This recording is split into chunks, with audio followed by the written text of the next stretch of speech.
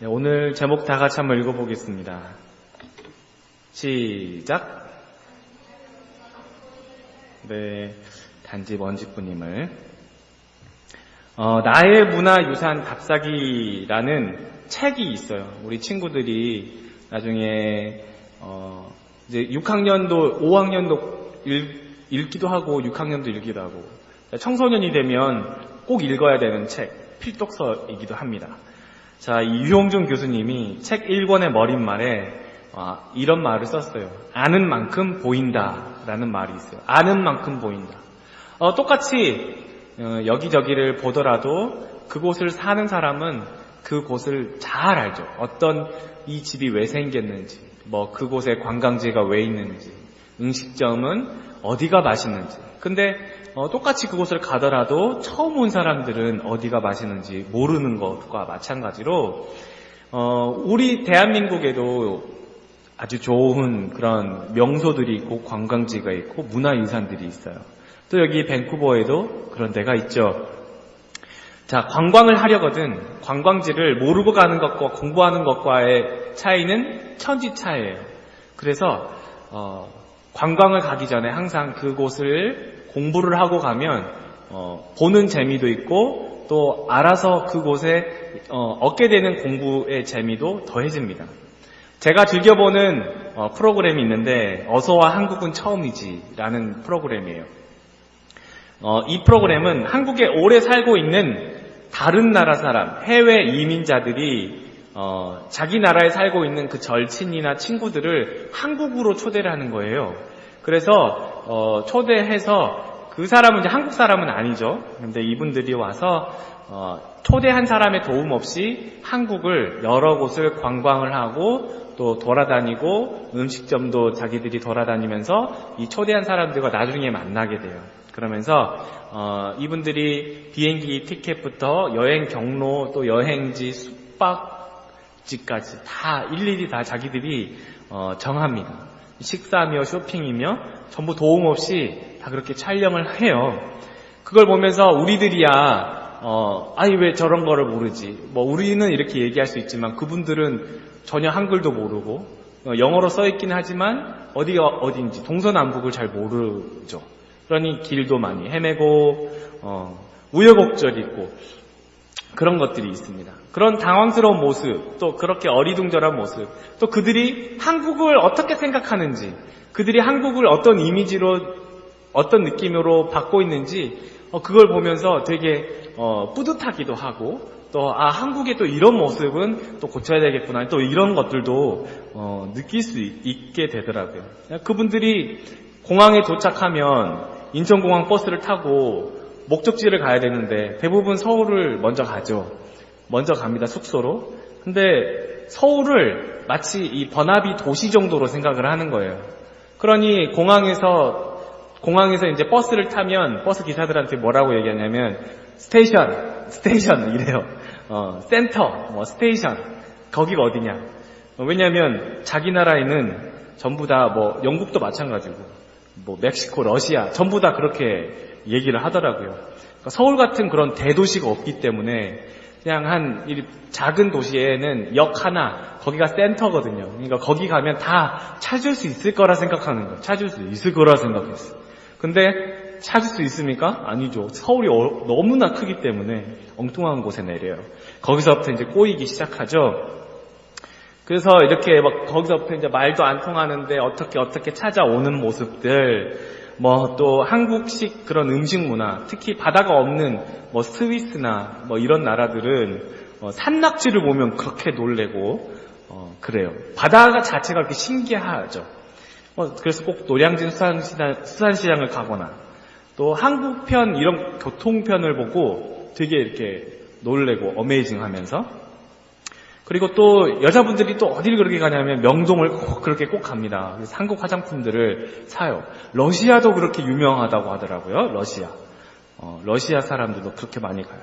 그리고 홍대도 많이 갑니다. 대부분 1순위로 찾는 곳이 어딜까요? 외국인들이 한국 오면 1순위로 찾는 곳. 아니에요. 아니에요. 경복궁이에요. 경복궁 많이 가봤죠? 네, 이게 경복궁을 조선의 궁전이라고 생각하는 거예요.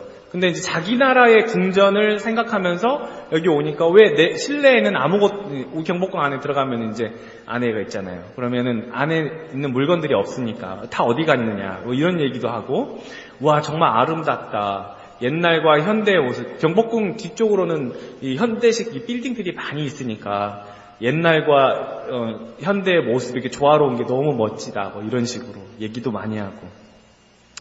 자, 그들은 대한민국을 잘 알지 못하고 오는 거예요. 공부를 하더라도 그냥 관광지가 어딘가만 알고 오는 거죠. 그래서 관광지를 찾아보는 거지 한국을 공부하지는 않더라고요. 자, 그러다가 초대한 사람을 만나고 그 사람이 이제 초대한 사람을 만난 다음에 한국 문화를 소개를 해주는 거예요. 왜 이렇게 먹는지, 왜 이런 게 있는지, 이 집들은 왜 있는지, 경복궁 기와 이렇게 처마가 이렇게 있으면 그 위에 이렇게 무슨 동물들이 이렇게 있잖아요. 그런 것들이 왜 있는지, 그런 디테일한 것까지 다 이렇게 이야기해줘요. 어떻게 먹는지, 어떻게 사는지, 어떻게 지내는지, 그런 걸 이야기해주는 거예요. 그제서야 이 사람들이, 그렇구나. 우리랑 많이 방식이 다르구나. 그런 이유들을 알게 되는 거죠. 우리도 사실 밴쿠버에 와서 처음에 여간 고생하지 않습니까? 문화권이 달라요. 먹는 것도 다르고, 사는 것도 달라요. 뭐 비슷하지만 다르죠. 비가 오면 이들은 어떻게 지내는지, 겨울엔 이 사람들은 어떻게 지내는지, 축제에는 뭐라는지 모르는 게 투성이에요. 그럴 때는 어떻게 하면 빨리 알게 될까요?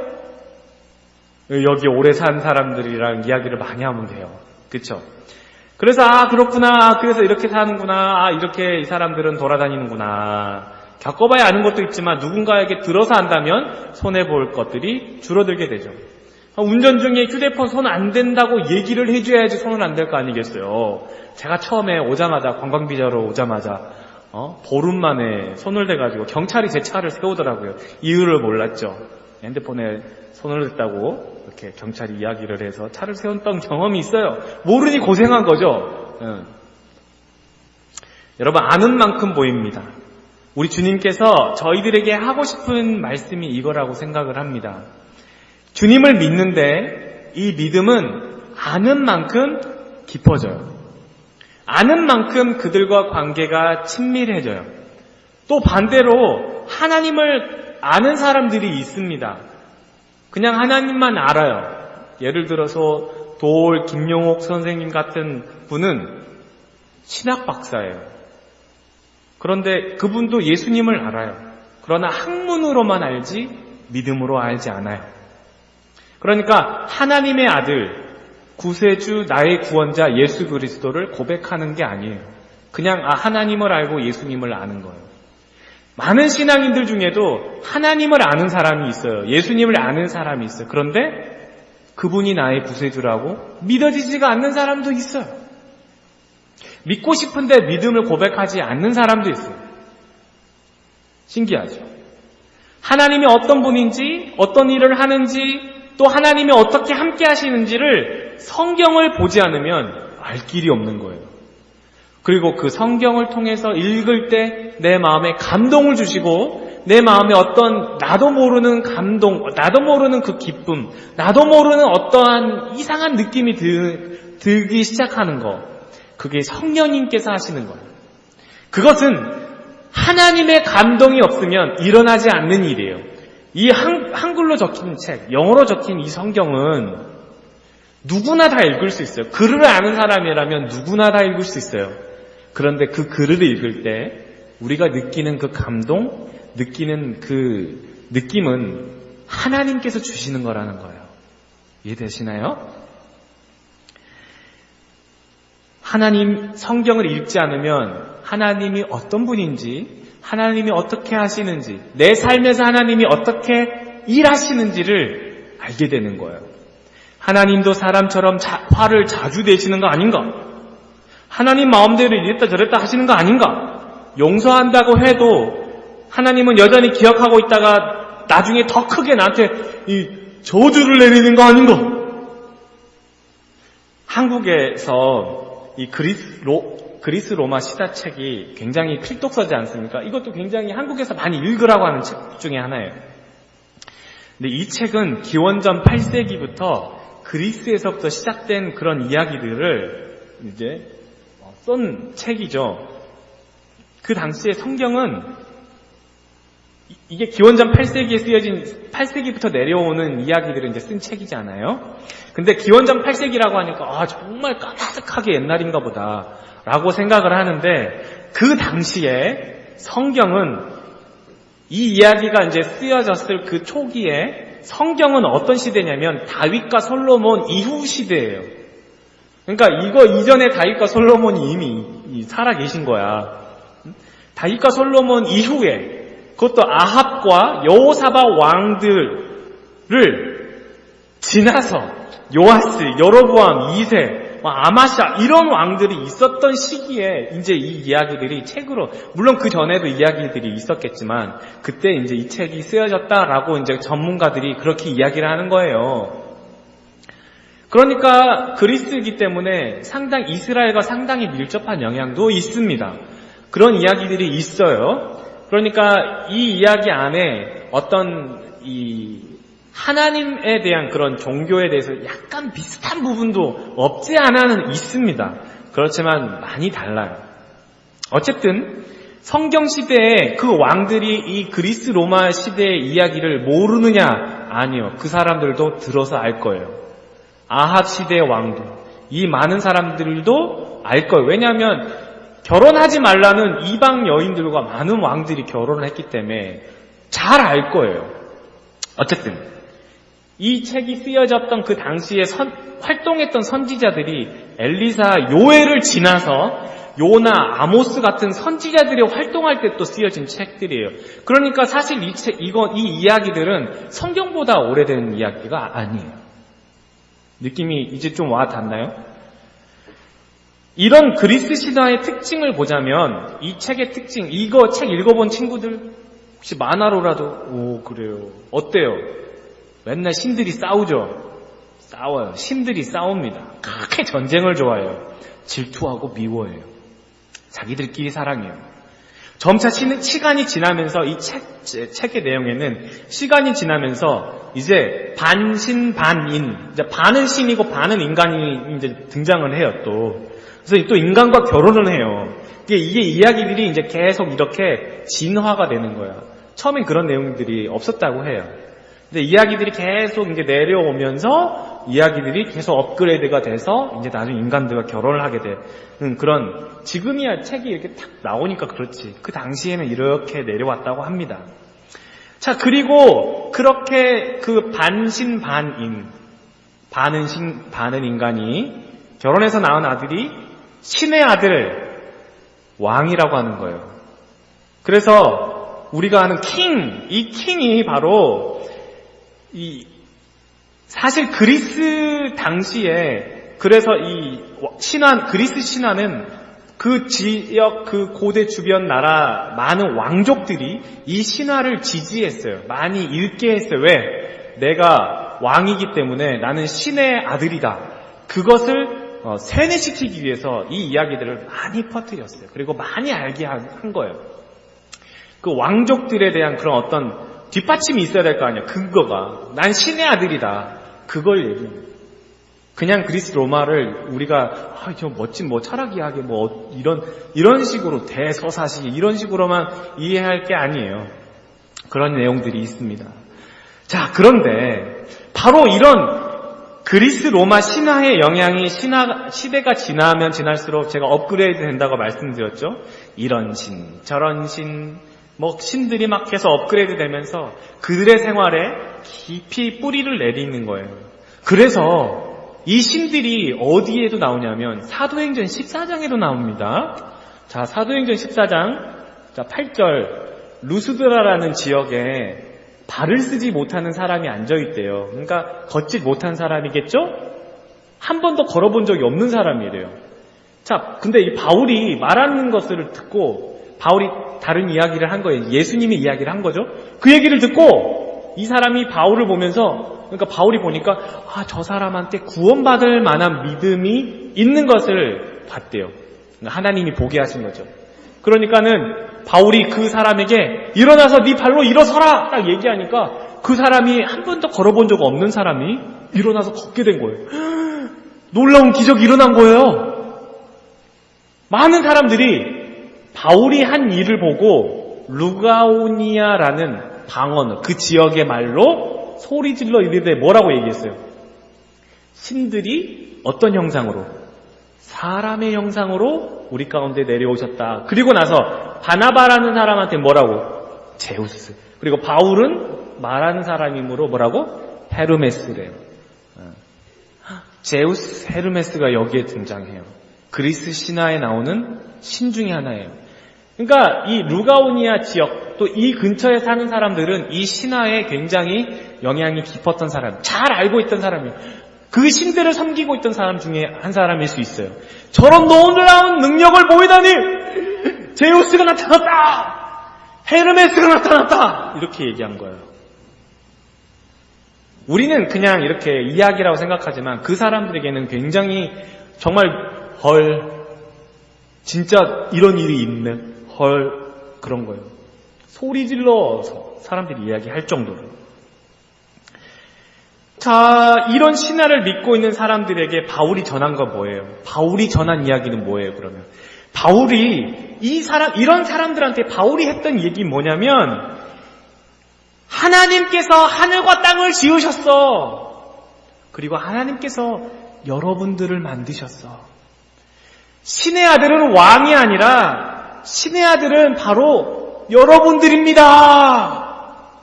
사도행전 13장에 바울이 이렇게 얘기하는 거예요. 시편 2째 편에 기록한 바 같이 너는 내 아들이라. 오늘 내가 너를 낳았다 하셨고. 이런 얘기를 하는 거예요. 그러니까 이 사람들은 야, 왕족만 신의 아들인 줄 알았는데 우리도 신의 아들이래. 아니, 그리고 서로 사랑하래. 원수까지 사랑하래. 신들은 맨날 싸우고 전쟁하고 질투하고 미워하는데 서로 사랑하래. 있을 수 없는 일이야. 이런 얘기는 들어본 적이 없어. 그러니까 이 사람들이 그 말씀이 어떠한가 하여서 계속 모이기 시작하는 거예요. 이방인들이 듣고 기뻐하여 하나님의 말씀을 찬송하며 영생을 주시기로 작정된 자는 다 믿더라고 했어요. 그 이야기가 너무 신기하고 너무 재밌는 거예요. 그분이 누구야 그러면? 그거 어떻게 해야 된 거야? 예수 그리스도 때문에 된 거래. 그분이 정말 저주를 받았지만 그분은 저주를 받은 게 아니라 우리 때문에 저주를 받으셨대. 내 죄 때문에 십자가에 달려서 죽으셨대. 그리고 나에게 이제 하나님의 자녀가 되는, 그러니까 신의 아들이 되는 그 권세를 주셨대. 그 이야기들이 너무 신기해. 들어본 적이 없는 이야기인 거예요. 많은 사람들이 그 이야기를 듣고 기뻐하면서 영생을 주시기로 작정된 자, 하나님의 선택한 자들은 다 믿어버렸대요. 세상에 놀라운 일이 일어난 거예요. 믿음은 그 마음에 기쁨이 생기기 시작해요. 하나님께서 그 마음에 그 구원의 기쁨을 주시기 시작해요. 그래서 다윗이 시편 51편에 그렇게 고백해요. 하나님, 내가 잘못했습니다. 바세바라는 어떤 여인과 나쁜 짓을 했어요. 그래서 회개 기도를 하는데, 하나님, 주의 영을, 하나님의 영을 내게서 거두지 마시고 나를 붙들어 주세요. 그리고 내 마음에 구원의 기쁨을 주세요. 이렇게 기도해요. 그 구원의 기쁨을 다시 주라는 거예요. 우리가 한 번 예수님을 믿고 그 기쁨이 한 번으로 끝나는 게 아니라, 하나님 그 기쁨을 다시 주세요. 내가 이렇게 믿었던 그 기쁨을 다시 주세요. 내 안에 예수님을 향한 그 기쁨을 다시 주세요. 사실 그 믿음이 제일 좋았다고 하는 그 다윗도 그 기쁨이 영원하기를 기도했던 거예요. 우리가 늘 기도하지만 우리는 하나님으로부터 오는 그 기쁨을 매일매일 느끼지 못하는 것이 한계예요. 그래서 우리가 늘 기도해야 할 기도 제목 중에 하나는, 하나님, 매일매일 하나님으로부터 오는 그 기쁨을 내게 주세요 하는 게 기도 제목이어야 해요. 그 나를 구원하신 그 기쁨이 오늘도 내게 있게 해달라고 기도해야 되는 거예요. 바울이 이야기했던 게 바로 이런 얘기인 거예요. 그리스 로마 신화에 등장하는 신은 하나님과 다르다. 그렇게 만들어낸 신도 아니다. 그 신은 요한복음 1장 1절에 있는 말씀처럼 태초의 말씀이 계시니라. 그 그리스 로마 신화에는 신이 어떻게 존재하는지, 이 세상이 어떻게 창조됐는지, 그리고 우리가 죽으면 어디로 가는지에 대한 이야기는 없어요. 왜 그럴까요? 그건 인간이 만들어낸 이야기이기 때문에 그래요. 근데 성경은 인간이 만들어낸 이야기가 아니에요.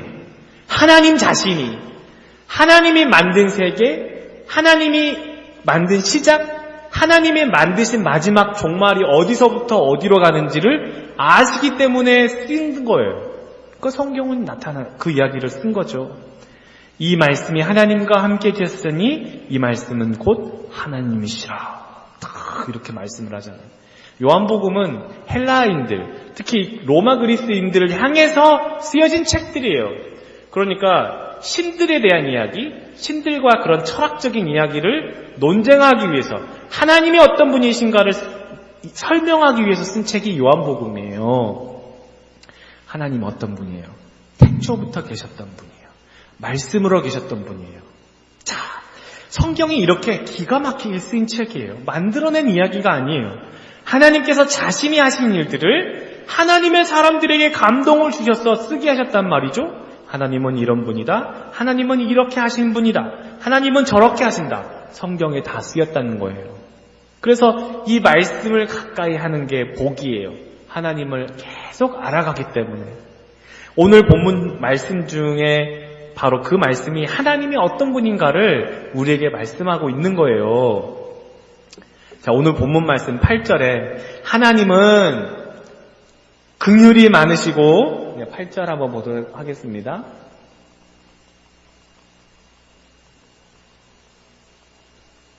여호와는 긍휼이 많으시고 은혜로우심으로 화를 참고 참으시는 분이, 노하기를 더디하신다. 화를 참고 참으시는 분이래요. 아무 때나 그냥 막 화를 내시는 분이 아니에요. 사람처럼 생각하는 게 아니에요. 하나님은 화를 참고 참으시는 분이에요. 그리고 그분은 사랑이 풍성하신 분이래요. 그리고 9절, 자주 경책하지 않아. 이거는 죄를 꾸짖긴 하지만 두고두고 꾸짖지 아니하시는 분이래요. 진노하는 마음을 오랫도록 품지 않으시는 분이래요. 예수님 이름으로 내가 잘못했어요. 예수님의 이름으로 기도합니다. 그러면 하나님이 용서해 주신다는 거예요. 그리고 하나님은 우리의 죄를 따라서 처벌하지 않으신다는 거예요. 우리가 죄를 지었다고 해도 처벌하지 않으시고 우리의 모든 잘못들을 내버려 두지 않으신대요. 예수님께서 용서해 주신대요. 그리고 예수님이 한번 약속하신 것은 반드시 지키신대요. 자, 그리고 12절, 동이서에서 먼 것 같이 우리의 죄악과 허물을 동쪽에서 서쪽처럼 멀리 옮겨주시면. 근데 이 이야기는 성막을 알아야 돼요. 이게 뭐냐면 동이서에서 멀다는 얘기는 이게 옛날에 모세가 하나님께로부터 받았던 그 사이즈대로 이 성막을 지금 다시 재현해 놓은, 이스라엘의 그 사이즈대로 다시 재현해 놓은 성막이에요. 자, 이 성막을 기준으로 여기가 동쪽이에요. 동쪽문. 이 서쪽, 이쪽은 남쪽이겠죠? 이쪽은 북쪽. 그래서 문은 동쪽에 있어요. 왜냐하면 해가 동쪽에서 뜨기 때문에. 자, 근데 이 동쪽이 문이 있어요. 주님이 자신을 양의 문이라고 하셨어요. 예수님을, 하나님을 향하려면 문을 통과해야 돼요. 이 문. 근데 이 문, 이쪽에서부터 반대에 있는 서쪽까지는 굉장히 멀다고 이스라엘 백성들은 알고 있어요. 왜? 이 성막은 아무나 들어갈 수 없어요. 제사장만 들어가는데 이 전체를 성소라고 하고 가운데에 있는 이 텐트를 지성소라고, 아니요. 이 통째로 성막이라고 하는 겁니다. 근데 이 안에 있는 성소와 지성소라고 구분이 되어 있는데 특히 이 텐트 안쪽에는 지성소라고 하는 게 있어요. 거기는 제사장 중에 대제사장이 1년에 한 번만 들어갈 수 있는 곳이에요. 아무나 못 들어가요. 그러니까 이 이스라엘 백성들이 생각하기에는 이 동쪽에서 서쪽까지는 세상에서 가장 먼 곳이라고 생각하는 거예요. 그래서 성경의 기자가 그렇게 얘기하는 거예요. 동에서부터 서쪽이 그렇게 먼 것처럼 우리의 죄를 그렇게 멀리 옮겨주십시오. 이렇게 얘기하는 거예요. 자, 그리고 계속해서 13절에 부모가 자녀를 가엽게 여겨 따뜻이 감싸주듯이 주님을 경외하는 자들을 가엽게 여겨 포근하게 감싸주시는 분이다라는 거예요. 그리고 14절은 그것은 주님께서 우리가 어떻게 지어졌는지 우리의 체질을 아신다라고 하는데 여기서 어려운 한자 말이 나왔어요. 체질이라는 것은 헬라어로 예차르라고 하는데 이것은 무슨 뜻이냐면 형태, 목적, 계획이라는 뜻이에요. 그분이 우리의 체질을 아신다. 체질, 내가 약간 뭐라고 하죠? 그를 소음인, 태양인, 이렇게 그런 식의 그런 게 아니고 이 체질이라는 거는 우리의 형태를 얘기해요. 우리가 어떤 식으로 지어졌는지, 우리의 계획이 뭔지, 우리의 인생의 목적이 뭔지를 하나님이 다 아신다는 거예요. 그렇게 아신다는 거예요. 그래서 우리는 단지 먼지뿐임이라 라고 성경에 쓰여 있어요. 우리는 흙에 불과해요. 그냥 먼지와 같은 존재예요.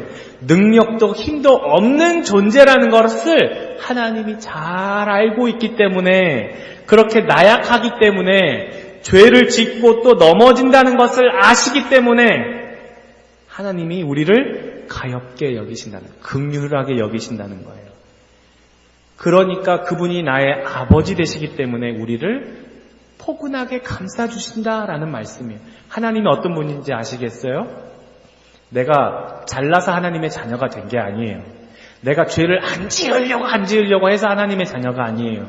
우리는 여전히 안 지으려고 해도 또 죄를 짓는 나약한 존재라는 거예요. 그래서 누가 필요하다는 거예요? 예수님이 필요하다는 거예요. 예수님이 아니면 하나님 나라에 들어갈 수가 없어요. 예수님이 아니면 하나님의 은혜를 느낄 수가 없어요. 그분이 우리 하나님이에요. 그분은 우리가 죄를 지었을 때 그 죄 지은 것을 안타깝게 여겨요. 그리고 성령님이 대신 우리를 위해서 탄식하며 기도하세요. 그리고 우리가 회개하기를 원하세요. 우리가 그리고 그때 하나님 내가 이렇게 잘못했어요. 예수님 용서해 주세요. 예수님의 이름으로 기도합니다. 그러면 하나님이 다시 기억하지 않으신다고 말씀하신 거예요. 여러분, 우리는 먼지 같은 흙 같은 약한 존재이기 때문에 하나님을 의지하도록 만드셨다는 거예요. 예수 그리스도가 아니면 살 수 없는 존재, 단지 먼지뿐이기 때문에. 우리가 도움이 필요할 때 하나님 잘되게 해달라고, 복을 달라고, 마치 알라딘 램프처럼 아니면 도깨비 방망이처럼 하나님을 사용하는 게 아니라 날마다 예수님이 아니면 살 수 없는 사람, 예수님의 은혜가 아니면 살 수 없게 우리를 그렇게 디자인, 그렇게 설계, 그렇게 예체를 그렇게 계획해 놓으셨다는 거예요. 예수님이 아니면 살 수 없는 존재로, 예체로로 만드셨다는 거예요. 이 체질이 그런 의미예요. 예수님이 아니면 살 수가 없어요. 오늘도 예수님의 은혜로 사는구나. 마지못해 사는 게 아니라 주님의 은혜로 주님이 원하시는 사람이 되어가는 삶. 자, 그래서 우리 마지막 에베소서 4장 말씀을 한번 보고 마치도록 하겠습니다. 우리가 다 하나님의 아들을, 예수님을 뭐 하는 것과 뭐 하는 일에, 믿는 것과 아는 일에 하나가 되어야 된대요. 그 믿음뿐만 아니라 하나님을 알아가는 일에 하나가 되어서 온전한 사람을 이루어 그리스도의 장성한 분량이 충만한 때까지 이르리니. 이게 굉장히 말이 어려운데 쉽게 얘기하면 주님이 원하시는 분량이 각각 다 있어요. 모든 사람마다 주님이 원하시는 그 분량까지 믿는 것과 아는 일에 하나가 되라는 얘기예요. 그냥 믿음만 있어서는 안 되고 하나님을 잘 알아야 돼요. 하나님만 잘 아는 것만 되는 게 아니고 하나님을 믿는 믿음이 필요하다는 거예요. 자, 그래서 주님이 원하시는 사람이 되어야 되는데 중요한 건 온전한 사람이 되어야 되는 거예요. 근데 온전한 사람은 내 능력으로 되는 게 아니에요. 나는 온전합니다. 부자 청년이 그렇게 얘기했어요. 난 잘못한 게 하나도 없는데요. 그게 아니고 누구나 다 부족한 게 있다고 예수님이 얘기하는 거예요. 누구나 다. 그것 때문에 지옥 간다는 거예요. 그런데 우리가 그럼에도 하나님 나라에 갈 수 있는 이유는 예수님이 계시기 때문에 갈 수 있다는 걸 얘기하시는 거예요. 예수님 때문에 우리는 온전하게 된다는 거지, 예수님이 없으면 완벽하지가 않아요. 예수님을 의지하는 것. 그래서 우리는 오직 사랑 안에서, 예수님 안에서 참된 것을 하여 예수님이 원하시는 분량까지, 예수님이 바라는 데까지 계속 자라는 거예요. 날마다 그 상태에서 멈추는 게 아니고 내 믿음을 계속 커지기를 원하시는 게 하나님이 원하시는 거예요. 자, 그게 신앙이에요. 세상에서 가장 먼 길이 머리에서부터 가슴까지래요. 세상에서 가장 먼 길이 머리에서 가슴이에요. 머리로는 아는데 가슴으로 믿어지지가 않는 거예요. 근데 이게 가장 가까워지는 방법은 하나님이 하시면 가까워진대요. 지식이 믿음으로 바뀌면 그만큼 하나님과 가까워집니다. 모르는 것이 믿는 것이 아니라, 모르면서 믿는 것이 아니라 알아가면서 그 믿는 믿음이 아름답습니다. 날마다 그 하나님, 우리를 향한 그 하나님을 사랑하면서 매일매일 예수님을 의지하면서 그렇게 살아가는 우리 에베네셀 모든 성도님이 되시기를 예수님의 이름으로 축원합니다.